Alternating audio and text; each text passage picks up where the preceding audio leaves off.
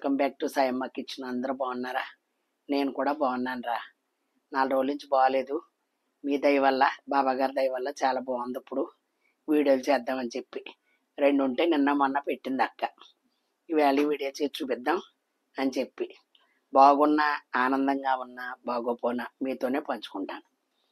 తర్వాత షుగర్ ఉన్నవాళ్ళు, బీపీ ఉన్నవాళ్ళు డైలీ బిళ్ళ వేసుకుంటూ మర్చిపోవద్దు దయవుంచి. అమ్మా, చిన్న డాక్టర్ అయినా పెద్ద డాక్టర్ అయినా డాక్టర్ని సంప్రదించండి. ఇబ్బంది అవుతుంది, ఎవరు తీసుకెళ్ళి వాళ్ళు లేరు అనుకోవద్దు దయించి. ఆరోగ్యం మనకు ముఖ్యం. ఆరోగ్యం లేకపోతే ఎవరు చూడరు. కోడళ్ళు అవని, కొడుకులు అవని, కూతుళ్ళు అవని, అల్లుళ్ళు అవని. మన ఆరోగ్యం బాగుంటేనే మనం వాళ్ళతో పోట్లాడగలదు, మాట్లాడగలదు. అది చాలా జాగ్రత్తగా చూసుకోవాలి. ఈ రోజులను బట్టి సంపాదన కాదు, ఆరోగ్యం ముఖ్యం. ఓకేనమ్మా? అది పరిస్థితి చేయి దాటకూడదు ఏది కూడా. మనం వెళ్ళి డాక్టర్ని సంప్రదించాలి. మొన్నటిదాకా చేయి నొప్పి వచ్చింది, తగ్గింది. మళ్ళీ రొంప జ్వరం కింద వచ్చింది. దేవుడి దేవల అంతా బాగానే ఉంది. ఇవాళ చక్కగా శనగపప్పు గోంగూర తాలింపు పెట్టి చూపిద్దామని చెప్పి రెండు బంగారం. ఓకేనమ్మా? ఇదిగో కట్ట గోంగూర రా, చక్కగా కడిగేసుకుని ఫ్రిడ్జ్లో పెట్టుకున్నాను. టీ తాగే కప్పుడు పచ్చెనపప్పు ఇడిగా ఉడకబెట్టుకున్నానమ్మా. ఇందులో అయితే ఉడకదోమా అని చెప్పి ఇదిగో కట్ట గోంగూర ఇందులో వేసుకుందాం. చక్కగా ఒక 4 కూతలు వేసుకోండి అమ్మా. కట్ట గోంగూర, ఓ టమాటా, 10 పచ్చిమిరపకాయలు, ఒక ఉల్లిపాయ. మన టీ తాగే కప్పుడు పచ్చెనపప్పు ఇడిగా ఉడకబెట్టుకున్నాను. ఇవి 3 వేసుకున్నాను. టమాటా ఎందుకు వేస్తున్నానంటే సౌరుసు బాగుంటుంది గోంగూరలోకి. ఓకేనమ్మా? గ్లాసు నీళ్ళు పోసుకున్నాను. సరిపోతాయి లేదు చూసుకుని మళ్ళీ కానీ పోసుకుంటాను. ఈ శనగపప్పు గోంగూర చక్కగా పలసగానే ఉండాలి, ముద్ద కింద ఉండకూడదు.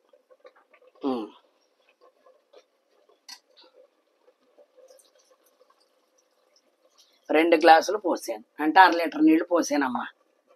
ఈ నీళ్ళకి మనకు వేస్ట్ అవ్వదు. 4 కూతలు వేయించుకోండి చక్కగా. మనం గోంగూర ఎంత ఉన్నప్పటికీ చింతపండు గుజ్జు వేసుకోవాలి. ఇదిగో చింతపండు గుజ్జు తీసుకున్నాను. ఒక 1/2 స్పూన్ కారం వేసుకుంటాను. బాగుంటుంది గోంగూరలో, పప్పు గోంగూరలో కారం బాగుంటుంది. పసుపు వేసుకుంటాను. చూడప్పుడు సౌండ్ వచ్చేస్తుంది. ఒక్కొక్కసారి 2 వీడియోలు తీస్తాక, అందుకని పెట్టుకుంటాకే బాగుంటుంది. ఇలా చాలా ఇబ్బంది పడిపోదు నువ్వు. ఇదిగో 1 స్పూన్ వేసుకుందాం, కావాలంటే మళ్ళీ వేసుకుందాం ఉప్పు. 4 కూతలు వేయించుకోండి, ఏమి నట్టం లేదు.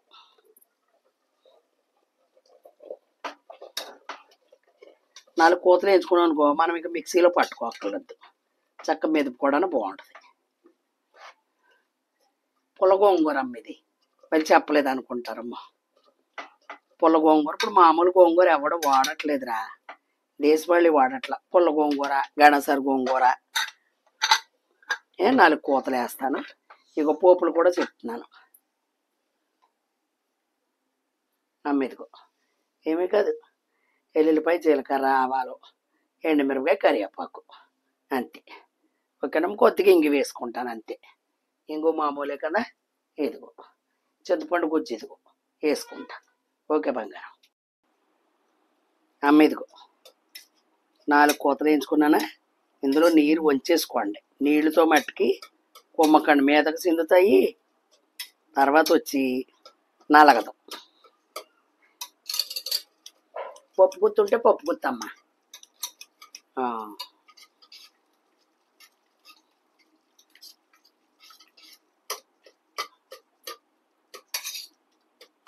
పోపు దమ్మా. ఇదిగో చక్కగా సరిపడగా నూనె వేసుకున్నాను. ఇదిగో మనం మిక్సీలో గట్ట పట్టుకోకలేదు. 4 కూతలు వేయించుకునేటప్పుడు దీంతో తిప్పేసుకోవచ్చు. ఇదిగో అందులో వచ్చిన వాటర్ మనం తాలింపులో వేసుకుందాం. ఇదిగో చింతపండు గుజ్జు, శనగపప్పు. ఇదిగో శనగపప్పు ఇలా ఉడకాలి. నీ గోంగూరలు ఎప్పుడైతే వేసాం బీసిపోతుంది శనగపప్పు, అరగదో మళ్ళీ గ్యాస్ ఫామ్ అవుద్దమ్మా. సాయం వండిద్దని అనుకోకండి. ఇదిగో అది శనగపప్పు అలా ఉడకాలన్నమాట చక్కగా. ఇదిగో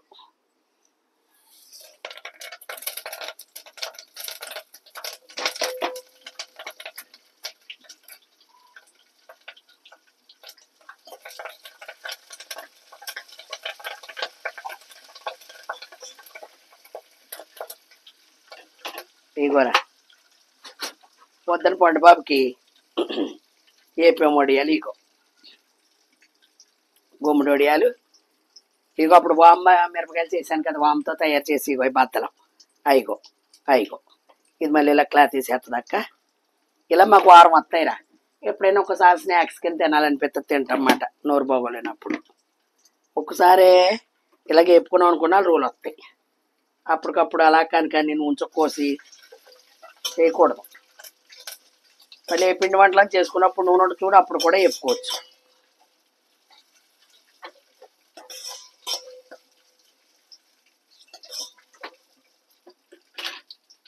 ఎదుగో కొద్దిగా ఇంగు వేసుకుందాం పోపేగా చింతపండు గుజ్జు చేసుకుందాం ఇంగి వేసేటప్పుడు కమ్మట వాసన వచ్చేస్తుంది అదిగో పోపేగిందా ఇదిగో ఇది వాటర్ ఇది ఎంతో అనుకోకండి పెద్ద నిమ్మకాయ అంత ఓ పెద్ద నిమ్మకాయ ఎంత అమ్మా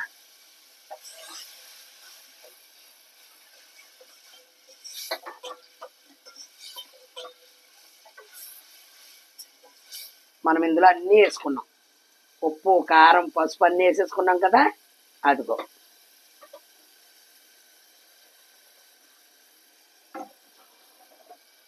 ఇది మరుగుతూ ఉంటుంది కదా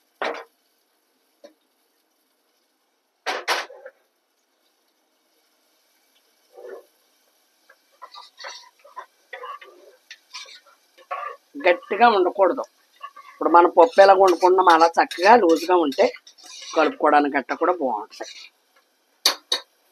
ఇదిగో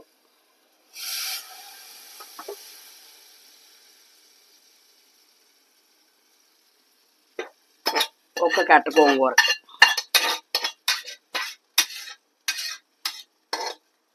నాలుగు కోతలు వేయించుకున్నారనుకో మీరు ఇబ్బంది పడక్కర్లేదు అదిగో ఇది ఒక పొంగు ఉడికిందనుకో నీరు కూడా లాక్కుంటుంది చింతపండుకు వచ్చి వాటర్ ఇదిగో చూసారు వాటర్ సరిపోయిందా 1/2 లీటర్ పోసాను మెత్తగా మిక్సీలు పట్టేసాం అనుకో కాటికిలాగా ఉంటుంది గోంగూర కొత్తలా పలుగ్గా ఉంటే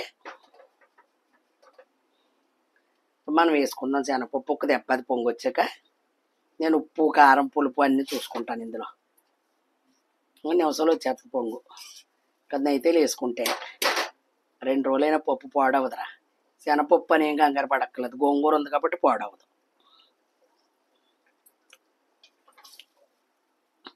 పులుపు గట్ట అన్నీ సరిపోయిన కారమును కొద్దిగా ఉప్పడద్దే వేసుకుంటాను వడియాలు ఉన్నాయి కాబట్టి ఇవాళ కాలక్షేపం గోంగూరలు ఉప్పు పడద్ది కొంచెం అది అంటే 2 స్పూన్లు వేసుకున్నట్టు ఉప్పు అనేది మెజర్మెంట్ చెప్పలేం కొందరు తక్కువ తింటారు కొందరు ఎక్కువ తింటారు బీపీలు ఉన్న వాళ్ళు కొద్దిగా తక్కువ తింటారు అమ్మా అది వేసుకో ఇలాగా గోంగూర ఉడికిన తర్వాత వాటర్ ఓ పక్కకి డివైడ్ చేసుకుని మెత్తగా తిప్పుకున్న తర్వాత నీళ్ళలో వేసుకుంటే గోంగూర కదలదు ఇదిగో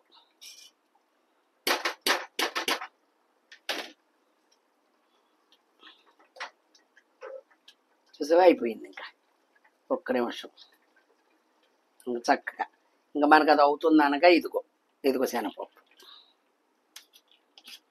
ఎంత బాగుంటుంది తెలుసా ఇది పులకాలకు కూడా బాగుంటుంది చక్కగా పుల్లగా అదిగోరా అదిగో ఇది ఇప్పుడు భోజనాల్లో కూడా వేస్తున్నారమ్మా శనగపప్పు గోంగూర వేస్తున్నారు శనగలు కాదు కానీ ఇప్పుడు శనగపప్పు గోంగూర కూడా వేస్తున్నారు ఒక్క దెబ్బ అంతే అదిగో ఉప్పు కారం పులుపు అన్నీ సరిపోయి నెయ్యి వేసి తింటే సూపర్ ఉంటుంది అంతే